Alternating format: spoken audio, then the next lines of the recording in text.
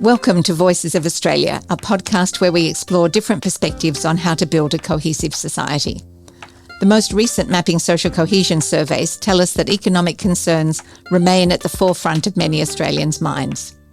Unemployment and the rising cost of living are not distant worries, but real and present issues for many Australians. An increasingly uncertain global economic climate only compounds these worries, with 76% of respondents expressing significant concerns about a potential downturn. But perhaps even more distressing is the increasing financial stress borne by everyday Australians. An alarming 37% of people reported struggling to pay their bills in 2022, marking a significant rise from 31% the previous year. As if this weren't challenging enough, the Poverty and Inequality Report of 2023 lays bare a stark reality. Our nation, long hailed as the land of the fair go, is grappling with profound economic disparities. The data is as clear as it is unsettling. A startling 1 in 8 people in our country live below the poverty line, while the top 20% of earners account for almost half of all income. These figures serve as a sombre reminder that despite our shared aspiration towards fairness, inequality persists in casting a long and deepening shadow over our society. In today's episode, we aim to explore the contours of this inequality, understand its far-reaching impacts, and discuss potential pathways towards a more economically inclusive future. To help us navigate these economic realities, we're joined today by Matt Grudnoff, a senior economist at the Australia Institute and a voice of authority on economic disparities and their societal impact. Before joining the Australia Institute, Matt honed his skills at the Australian Bureau of Statistics and the Department of Climate Change. The creator of the Your Life Choices Retirement Affordability Index, Matt's extensive research covers a broad spectrum of issues, from retirement incomes, taxation and housing affordability to energy economics and climate change. Welcome to the show, Matt. Thank you very much for having me. We're absolutely delighted to have you come and share your thoughts and your knowledge, and which is quite extensive. But I wondered if you might be able to start with just an overview of your recent research on inequality. Are there any particular findings that have kept you up at night? Yeah, look, what we did is we wanted to look at who gains from economic growth. So we're always told economic growth is a great thing. It's a good thing. It'll make things better.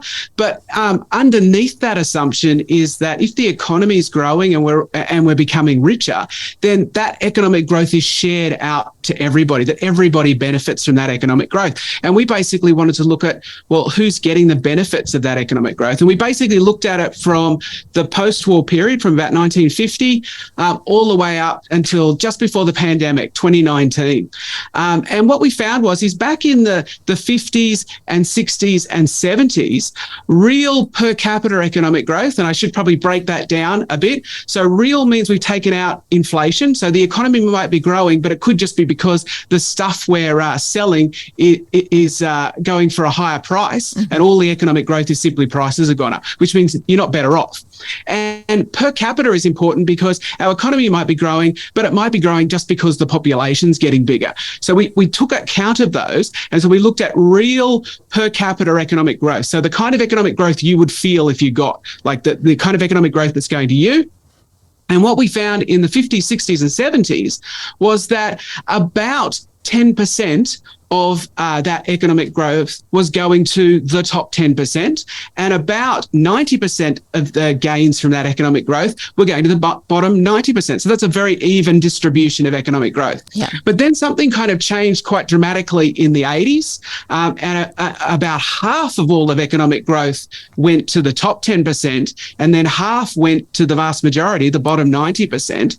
And then if we look at just recently, between the GFC in 2008-9 and just before the pandemic in 2019, so that sort of 10-year period, we found that a staggering 93% of economic growth went to the top 10%, and only 7% went to the overwhelming majority of people, the bottom 90%. And so that's a real change from the 50s, 60s and 70s up to today. And we just see from the 80s onwards, we saw that the gains from economic growth were increasingly going to just the top 10%.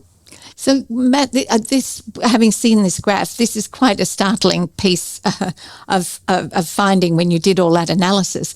What happened in the 80s and continued into the 90s that caused this sudden flip in the way that that wealth was distributed? Yeah, look, that's a great question. What happened is we had a change in the ideology that was governing our political system, if you like. What happened is we moved from the idea of a fair go for everybody, and we moved to the idea that free markets are the best way to distribute goods and services. But not only that, but that governments were bad, that governments got in the way of the economy. And the best thing governments could do was to get out and leave free markets to do their thing and grow, and that growth would benefit everybody. But as our research shows, that growth didn't benefit everybody. It only overwhelmingly benefited just that top 10%. And frequently those that had enough assets to be able to take advantage of that whole market approach. So it's a really interesting thing. The gap between the wealthy and those that are struggling to pay bills is a real growing concern. I mean, it's becoming more and more obvious for everybody that the ability to close that gap by those people that are the ones that are struggling the most is going to be virtually impossible, that they just can't. Once upon a time, they used to be able to see that, yes, if I did work hard, I'd be able to move up a bit and get a bit more money and put those assets aside. You can see that in lots of people's approaches to housing, that they'd buy their own home and then they'd move on to the next thing. Whereas young people these days, there is this view that will be completely impossible. Certainly with rental prices going up, they're struggling to even stay in housing. So I'm wondering, in your view, what are the factors that you think that have, one, contributed to this view, which clearly is a realisation, I think, but also what do you think, what's the sort of thinking that you would encourage young people to have in order to deal with this situation? Is it to just resign myself, that's the way it's going to be? Or are there actually opportunities for people starting out to progress? Yeah, look, so I think what's contributing to it is the kind of services that governments offer have really been eroded, particularly since the 80s. So if you think about health, education, social security, let's start with health. Back in sort of the 80s and 90s, most doctors bulk billed, but kind of from the mid-noughties till today, there was basically a freeze in how much doctors get paid if they bulk bill. And what we see today is almost no doctors bulk bill simply because they can't afford to do so. In education, we've seen a massive explosion, particularly at the federal level, of funding for private schools, so that now if we look on a needs basis, private schools are massively overfunded, and that's basically come at the expense of public schools. So it's not like education funding has dramatically decreased. It's just that now it goes to just, particularly at the federal level, to private schools, and they've got most of the benefit from that increase in funding. And if we look at social security, something like unemployment benefits, job seeker, as it's called in Australia, what we've seen is because it's been kind of linked to the CPI decades ago during the Howard era, we've seen that compared to the poverty line, it's utterly inadequate, to the point now where even somebody like the Business Council of Australia, which is the lobby group for big businesses. I mean, these are the lobby group that, you know, has the big banks and the big supermarkets and Telstra and all those big businesses as clients. They're saying it's too low, not because they're necessarily worried about the unemployed, but because they're worried that they're getting paid so little that these unemployed people can't prepare themselves for job interviews and present properly. And these businesses are saying, oh, well, you know, I can't find workers. And in part, it's because there's this pool of unemployed that can't present properly. So, you know, there's kind of a degrading, and that's basically just created more and more inequality as we've seen a degrading of those government services over time. So there's absolutely nothing to cushion you. You've actually got to cover absolutely everything in order to progress. Yep.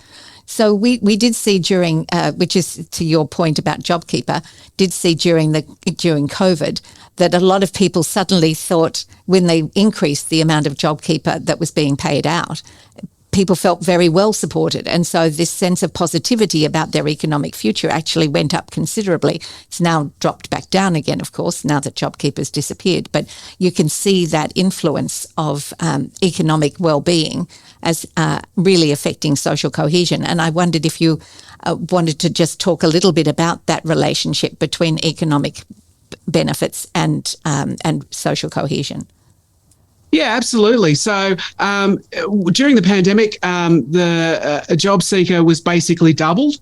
And I think it was in part because the Morrison government thought that, we're going to see a massive increase in unemployment, and they didn't want to basically punish the unemployed during that time.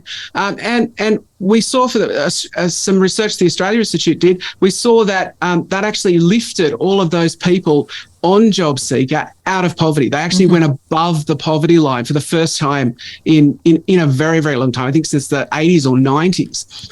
And we saw a massive benefit from that. So, there was a lot of qualitative data that the ABS collected that were talking about how people were buying shoes, were being able to send their kids to excursions, were able to buy uniforms, were able to go to the dentist for the first time, were able to buy fresh food, all these kind of things that a lot of us take for granted that are in nice jobs and doing well.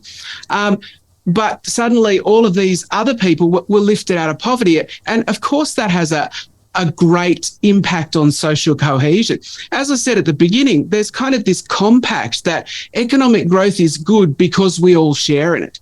Nothing destroys that compact more than when all of the economic growth just flows to a small group. Because ultimately, if the rest of us, if 90% of us are not getting any benefit from the economic growth, at some point you've got to go, well, the economy's not doing anything for me. Why should I care about the economy?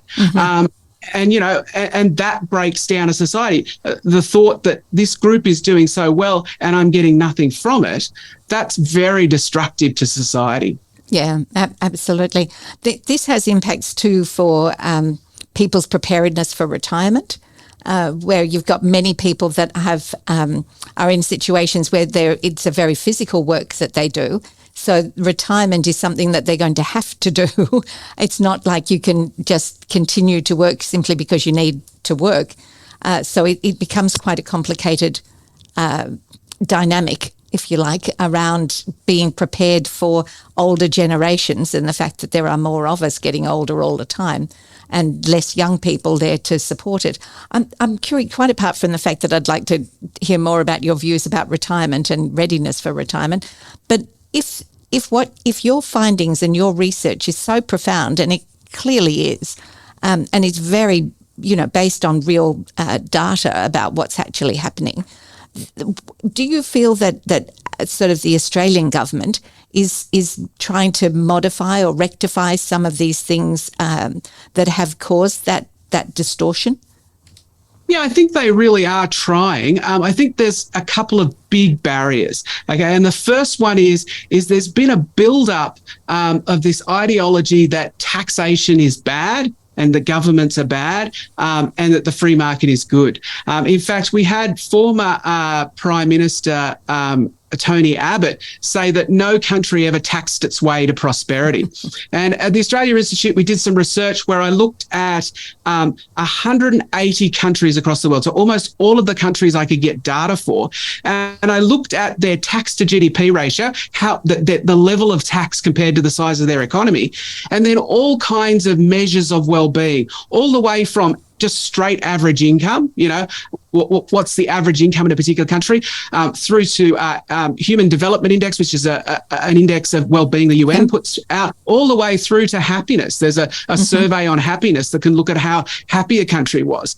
And no matter which measure of well-being you use, there was a positive correlation between higher rates of tax and well-being. So even if you looked at the most economic of well-being measures, just straight average income, higher income income countries were more likely to have higher tax to GDP ratios. That is, they were more likely to be higher tax than low income countries who had lower taxes. Yeah. And that correlation and causation aren't the same thing, but what it does show is that taxation is not a drag on the economy at all. Quite the reverse. Higher tax countries tend to be higher income. And the reason is because higher tax countries spend a lot more on services. Their government provide better, higher quality services, including infrastructure, health, education, all the things that we take for advantage in Australia that also are currently being degraded. That's the critical bit, though, isn't it, Matt? You do have to have trust that your government, if they are going to raise taxes, will use it for your benefit, and that they, in actual fact, will have a wise thought about exactly where to apply those dollars.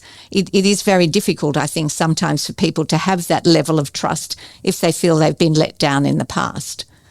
That's exactly right. And that's the barrier the government currently faces is, what they need to do is actually tax Australians more, particularly those that can afford it most, particularly the top 10% who are currently getting all of the benefits of economic growth, right? They need to be taxed more in order to provide services for everybody else. And that will improve social cohesion. Yeah, absolutely.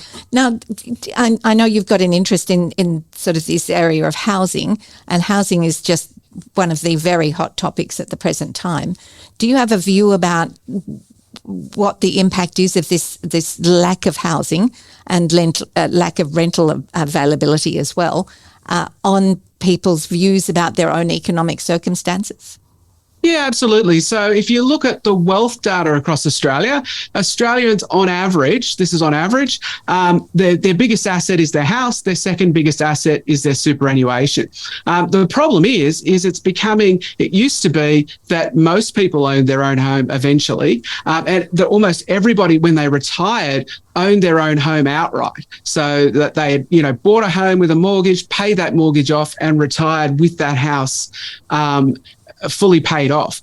But we're seeing more and more that younger generations, because housing affordability has become, house prices have become so high, that these younger generations are just not able to get into the market. And that has a profound problem, because it creates more uncertainty for younger people. They're not able to buy their own home and feel safe and secure and financially secure, paying off and eventually owning their own home.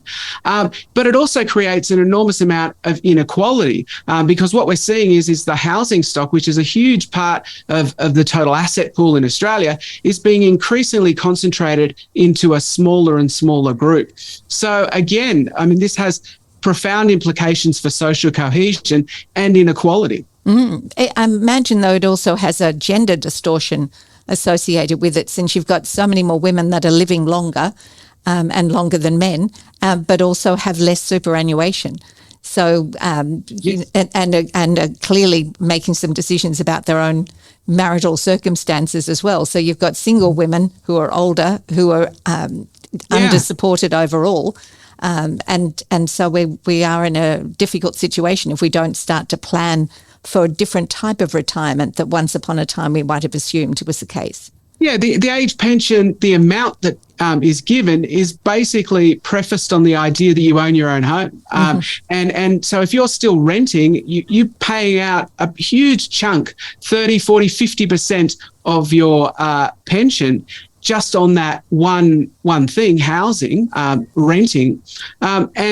If you do own your own home, of course, you don't have that expense. So, the biggest indicator of whether you'll be in poverty in retirement is whether or not you own your own home. If you don't own your own home, you are far more likely to be in poverty. And there is absolutely a gendered aspect to that. Women are far more likely to be in poverty in retirement because they're far more likely not to own their own home. Yeah, and not have superannuation. Yes, and that added on to that, you're right, absolutely, that they'll have lower super balances. Yeah, no buffer. Just as a sort of a lateral approach to this, Matt, I was wondering, there is quite a bit of discussion at the moment about the changing voting patterns amongst young people, that once upon a time you were a bolted-on Labor supporter or a bolted-on Liberal supporter, but now young people seem to be making their decisions far more based on issues than they did before, which I'm assuming then has a slightly different, does have an impact on the political parties themselves. If we were to think about what are the systemic changes that we really need to think about over the next 5 to 10 years or so, what do you think they should be, given this changing approach of the constituency to voting? Yeah, so younger people are not becoming more conservative. Usually the baby boomers, the silent generation before those, and even to an extent Generation X that came after the boomers, have all basically started out voting left of centre and have gradually drifted right of centre over time. And that's not happening with millennials at all. It's happening less so with Generation X. And for the Zoomers, the generation before millennials, we've only got a small cohort of them actually voting, so we haven't got great data on them, but it also doesn't appear to be happening there. And I think there's 3 big issues. The first is absolutely housing affordability. Millennials just don't feel like they're getting the same breaks that their parents got, and so therefore they're not prepared to vote Conservative. What's really fascinating about housing is it was actually Robert Menzies, the founder of the Liberal Party, who was huge on the idea of owning your own home. And his thought was, if you owned a slice of your neighbourhood, you were more likely to want to see that neighbourhood thrive and grow because you were a part of it and you owned a part of it. And so basically he introduced policies to rapidly increase home ownership, and it did rapidly increase home ownership. And then basically the modern Liberal Party sees housing more as an investment good, something that you can grow your nest egg with, something that can help make you wealthy. And so we've moved from this idea that housing is a utility good, if you like, something that creates security, something that you can raise a family in, to it's basically an investment good. Mm-hmm. And we have this whole group of people who are not invested in their neighbourhood. So housing affordability is the first one. The second one is climate change. Climate change, which has been largely rejected by right of centre parties, well, it is young people who are going to face the biggest impact of climate change. And so they're naturally the most worried about it. And so they're looking for parties that are also worried about it and are prepared to actually take action on it. Mm-hmm. And the final thing is the growing sort of gig economy, insecure work, precarious work that we've seen. So we've seen a change from most people being in full-time secure employment to more and more people being casual, part-time, gig, kind of sham contracting, all those things that basically take away security of employment. There's so many people now who don't know next week how many hours they're going to work because they won't know until their roster is posted. Mm-hmm. And it's really hard, and that's kind of feeds back into those things. So it's really hard to get a home loan, for example. If you don't know how many hours you're going to work, the bank is far less likely to borrow to you if they don't know that. And so younger people are basically very upset, basically, in those 3 areas. And it's kind of the left of centre parties who seem to be more interested in solving those problems, whereas the right of centre parties kind of think, well, all of those things are a good thing. You know, insecure work means we have a more flexible workforce, better for business. You know, investment goods in housing, that's a good thing. That'll grow people's wealth. Climate change, well, we don't have to worry about that. Yeah. So, you know, that's, I think, largely why young people are rejecting those right of centre parties. So, I mean, I think that's a fabulous summary of the issues that are facing young people. But there is also an intergenerational component to wealth inequality, isn't there, Matt? Yes. That what happens now to these young people is going to have real ramifications for future generations. Yeah, absolutely. Young people, effectively more and more the system is rigged to help people who are older. Whether it's through taxation, whether it's through housing affordability, all of the kind of rules are basically set against young people at the moment, more and more than they were in the past. I mean, if you go back to when the boomers were at university, education was free. Now we kind of introduced, I'm Generation X, we kind of introduced HECS, but it was still pretty cheap. I think I got through my degree with less than $10,000. Now the average HECS debt is like $25,000, and it's only growing. So we've kind of moved from something that encouraged people at the university level to now where you have to you enter the workforce with a really large HECS debt. Again, that makes it harder to buy your own home because you're starting out behind the eight ball. And these are people who have kind of been told, well, work hard in school, get a good education, then you'll get a good job, then you'll be financially secure. And they're kind of pulling those rungs out from under them. So these are people who are doing what they've been told to do and are finding, well, it's not working because the system is rigged against me. And their personal experiences are really reinforcing those narratives, aren't they? I mean, yes, the RBA seems to be doing things completely arbitrarily and with no real communication of what the logic might be to do the actions that they're doing. So it's you can see how young people are just thinking, well, I might as well just give up. I don't know what to do. And the RBA is a great example of this. So so basically, from an economic point of view, what they're doing is they're increasing interest rates in order to try and decrease people's spending power. All right. If people spend less, then businesses can't put up their prices as much because they can't sell as much stuff. So they're not able to increase those prices. But who are they hitting? Well, they're hitting people with mortgages, in particular, people with large mortgages. Who has the largest mortgages? The people who've just got into the market, younger people. There are 30% of the population that don't have who own their own home outright. Who are they? They're older people who pay their mortgages off. So these rising interest rates doesn't hurt them at all. Who does it hurt? Hurts the people with big mortgages. And, of course, renters who the rents are going up because the interest rates are going up. So they're kind of landlords going, well, I'm going to put my rent up. Again, more likely to be younger people. So it's another example of this intergenerational disparity where we're even managing the macroeconomy by hurting younger people, but we're not hurting older people. Yeah. And of course, if these younger people can't build their assets in any substantial way and pass on, their children are in a worse situation than those individuals that are here and young people now. So we're not actually adding to the productivity or the success of Australia as a nation. So we've just recently heard, of course, that this particular budget has produced, and I think there's even more coming, a reasonable surplus. If it was you, Matt, and you were given this surplus, what do you think the government should do with it?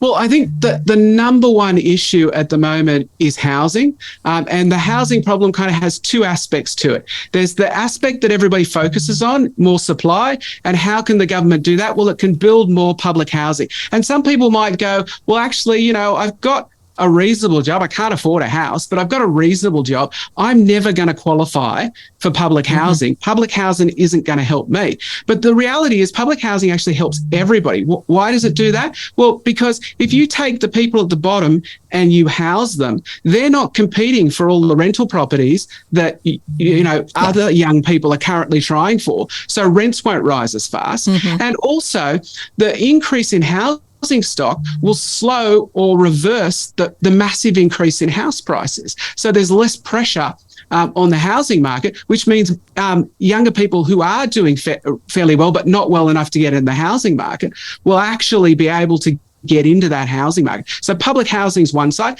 The other side is paradoxically, we need to take away all of the tax concessions for investors to buy rental properties. And you might say, well, look, if there's such a shortage of rental properties, why would you want less rental properties? That sounds crazy.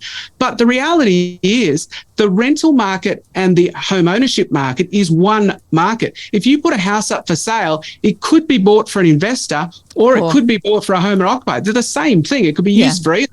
Which means that if less people are investing in housing, what happens is the price doesn't go up as much, right? And if there are less people buying investment properties, it's not like those houses burn down and vanish, that they don't disappear. They're actually sold to people who are currently renting and then become owner-occupiers. So if you introduced a policy to get rid of negative gearing or reduce negative gearing and get rid of the capital gains tax discount, you'll find that there are less rental properties, but that means that there'll be less renters because a heap of the renters will become homeowners. So that's another real aspect to stop that rapidly increasing house prices. We need to take that kind of fire of those tax concessions that's feeding the price increases. We need to take that away to slow those prices down. Yeah, absolutely. Matt, I know you were originally a lecturer, and it certainly comes across you're a tremendous communicator. And so, and I really appreciate the way that you've described all of these things in such a logical and simple fashion. It's been incredibly important and valuable. I just want to finish by one sort of slightly off-centre question, which is that you've been described as somebody who teaches economics with a focus on helping people engage in public debate. How important is public debate?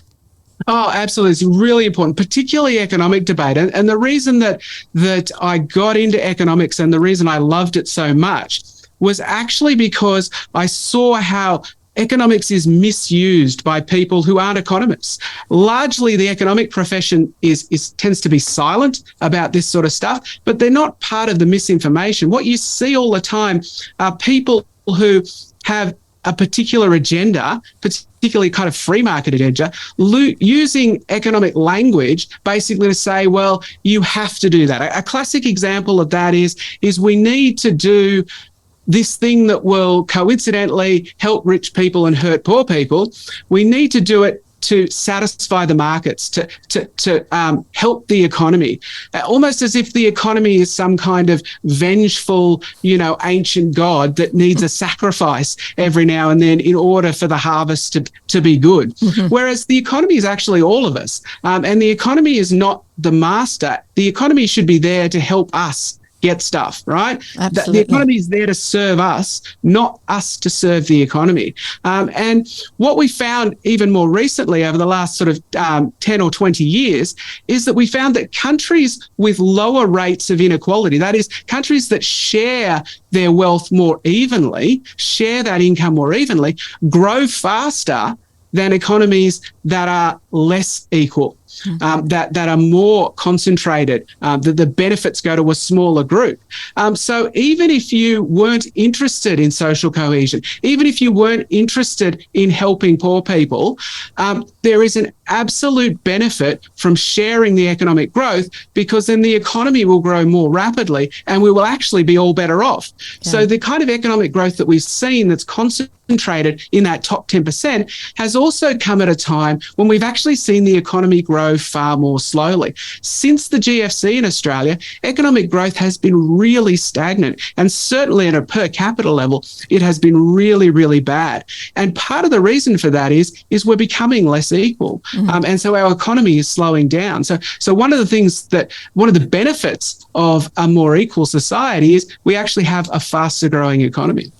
I think, well, I'm hoping that maybe we've tested this out for a decade or so, and now we're maybe at a tipping point. But I do think public debate, and we absolutely agree that public debate is vital to a strong social cohesion, a socially cohesive society.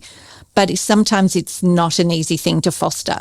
Have you got any thoughts about what are some of the tactical ways to actually be able to foster public debate around inequality, so that everybody feels that they do have a voice in what the government is going to decide to do?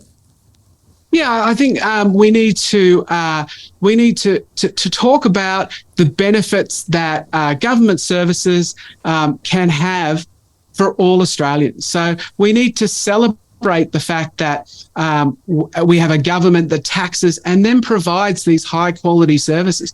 Things like health, access to universal health produces not only better health outcomes for everybody, but it actually means that people spend less on health. And I'm talking about all of the economies. So a great example is that Australia spends about half as much as the US on health, and that's private plus public together. Mm-hmm. And yet we get better health outcomes than the US. And the reason is because, and Australia's not special in this. If you look at New Zealand and Canada and the European countries, all the countries with universal healthcare systems, they get the same result. These privatized kind of health systems produce worse health outcomes at a much larger cost. And this is an example of where sometimes the free market is the best person to provide the goods. I don't think that we should privatize all cafes, right? I think that the private market does a pretty good job providing you with coffee every day. But things like health, there are some goods that simply the private sector is not the best way. And we need to find those goods and have our governments deliver them, not because we're ideological about whether we want free markets or government, but simply because they're the best, most efficient way of doing that. Yeah, absolutely.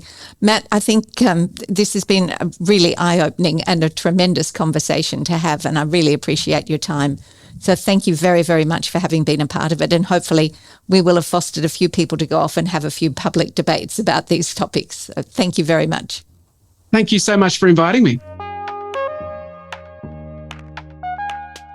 Well, Faisal, that was quite a session, wasn't it? What amazing points he had to make about the how urgent it is to resolve this economic inequality. And as I sort of said, do you think we're maybe at a bit of a tipping point, that maybe the voices are getting louder about what needs to be done? I think so. I think the most recent elections tell us that the electorate is changing, and what they're actually focusing on, particularly as it comes to the core issues that might sway a vote, it has changed. It is about housing. It is about inequality. It is about access to affordable health. These are things that, maybe a generation ago weren't top of mind, but it seems like it's now becoming an election changer. So it's really interesting how he tied that to the longevity of young people's voting history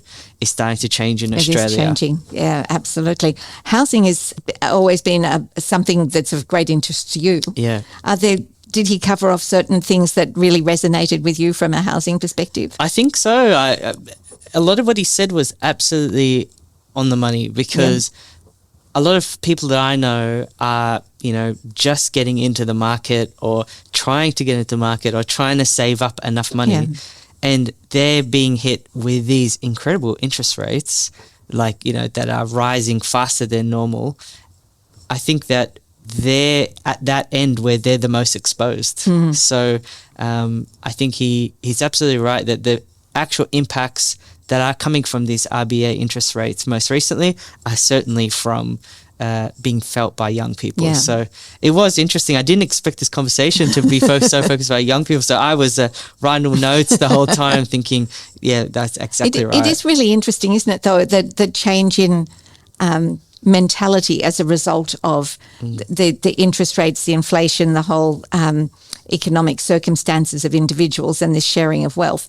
Because once upon a time, as a young person, you would go to high school and you would graduate, and then you would plan to go to university, and maybe you might go to university, but either way, either before or after, you'd go off and travel around Europe and you'd have a good time, and you'd sort of relax into being a young person in a way that you could, and then you felt comfortable that you could come back and get a job, and then you could think about housing and those other, having a family and those sorts of things. Whereas now it's something that's on the mind of teenagers. Can I afford to spend any time being a young person? I need to think about, well, how am I going to find some money? How am I going to get a career that's actually of interest, but one that is going to pay me enough to be able to buy a house eventually? I think that is something that I probably personally witnessed. When I was in school, I remember one of our friends had actually left school early, and he left in year 9 and went straight to bricklaying. So by the time we had all finished school, he had quite a significant savings pool. Wow. And he was telling us that he wanted to invest in houses, in housing. And we did not know what he's talking about. We're like, yeah, whatever.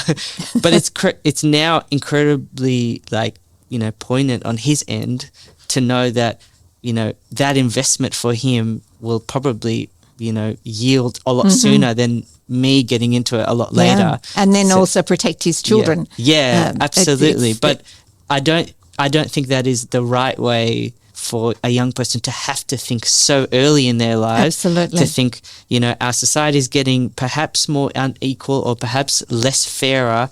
Let me do whatever I need to do now to respond to it. So I think people are just responding to the economic conditions. Oh, absolutely. Another thing, Anthony, I don't know if what you think about this, but higher education, he did mention about school fees.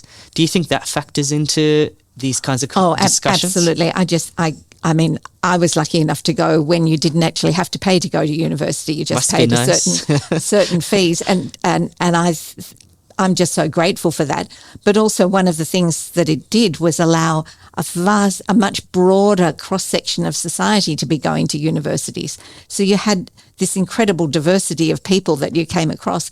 Whereas now, with these sorts of fees, it becomes a very elite process that people can go through, because it just weeds out everybody else that probably would like to participate in a university life, but actually their parents or themselves can't afford it. Yeah. And I just think it's wrong. One, I think it's wrong that people have a debt when they leave university of the sort of scale like $25,000, but also that it has an interest rate associated with it. Yeah. So even if you manage to try and pay some of it off, it's going up every year, and I just think that's wrong too. So it is a really interesting dynamic, but fascinating conversation. Absolutely. He was a wonderful guest. Yeah, I'm so absolutely really excited to see what the reception's going to be from the people who listen to us. Yeah, keen to see what others think about this kind of debate. I mean, we're not saying one way or other which way a government should respond, but yeah, very keen to hear what people take away from this. Absolutely. Thanks, Faisal. Thanks for tuning in to the Voices of Australia podcast, brought to you by the Scanlon Foundation Research Institute. This podcast is produced by me, Faisal Farah, and with audio, visual, recording and editing by John Bigelow from Interactive Media Solutions. Research for each episode is provided by Agalos Makrijojos and Matthew Skidmore. Original music is by Steve Klapsinos. Learn more about the Scanlon Foundation Research Institute and all its works by visiting the website www.scanloninstitute.org.au.